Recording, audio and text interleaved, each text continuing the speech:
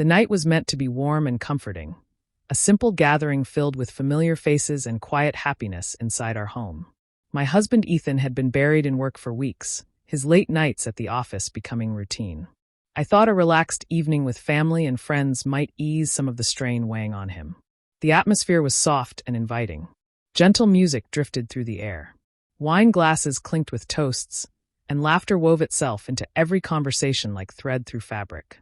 It felt like one of those nights you'd want to hold on to forever, though none of us knew it would mark the start of everything unraveling. As the night went on, a smaller group of us gathered in the living room, trading stories and laughter. Someone mentioned how Ethan had recently struggled assembling a flat-pack coffee table, and I chimed in, exaggerating the story for a laugh. The room erupted in laughter, the kind that wraps you in warmth. Others joined in, sharing playful quirks about Ethan. How he'd leave dishes in the sink or talk to our dog like it was a child. To me, it felt like harmless teasing, the sort that draws people closer. Or at least, that's what I believed. I caught glimpses of Ethan. A faint smile touched his lips, but his eyes stayed far away. He didn't laugh. He didn't add to the jokes. He just sat there, quiet, an island in the middle of all the noise. Something about his silence unsettled me, but wrapped up in the fun and attention of our guests, I brushed the feeling aside. I assumed he'd slipped away to grab a drink or check on something in the kitchen. The music kept playing. The chatter filled the air. The night carried on. When people began leaving, offering hugs and goodbyes, I noticed something. Ethan hadn't returned. I searched. The bedroom was empty. His phone, wallet, and keys were gone. A cold chill rushed over me. I tried calling him, but it went straight to voicemail. Panic bubbled in my chest, but I told myself he probably just needed space. That night, I slid into bed, waiting for the familiar dip of the mattress when he returned, the quiet comfort of him beside me. But morning came, and instead of him, there was a message. It wasn't angry. It wasn't dramatic. It was calm, almost distant. He wrote that he wasn't exhausted from work, but from being the punchline. From forcing smiles through humiliation. From shrinking smaller every time the jokes came, especially when I joined in instead of defending him. He said that in a room full of joy, he had never felt more alone. I read his words again and again, each sentence cutting deeper than the last. Hurting him had never been my intention. I called him over and over, but only silence answered, louder than any scream.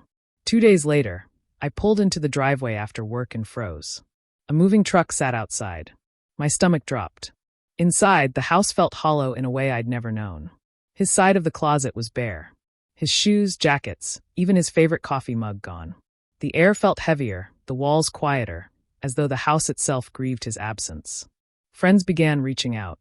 Some were confused. Others admitted they had noticed something off in Ethan that night. One friend gently told me that as he walked out, Ethan whispered, "This isn't home anymore." It hadn't been about just that night. That evening had only been the tipping point. The hurt had been building quietly for a long time, and I had been blind to it. I thought we were teasing. I thought we were close. I never realized how far away he had already drifted, until he was gone. Desperate to mend what I had broken, I wrote him a letter. Not a text, not an email, but a real, handwritten note. I poured everything into those pages, my regret, my sorrow, my apology. I didn't write to win him back. I wrote to let him know he mattered, that he always had. I mailed it, hoping for a response that never came. Weeks passed. Then months. I stopped waiting for his voice. I stopped hoping for an ending. Until one day, an envelope came from a law firm. Divorce papers. No conversation. No argument. Just ink on paper, closing the chapter on everything we had built. I signed them sitting on the same couch we had picked out together, in a house now echoing with memories. Memories that felt darker, overshadowed by absence. That night replayed in my head like a loop I couldn't shut off. I wish I had seen his pain. I wish I had stopped the laughter.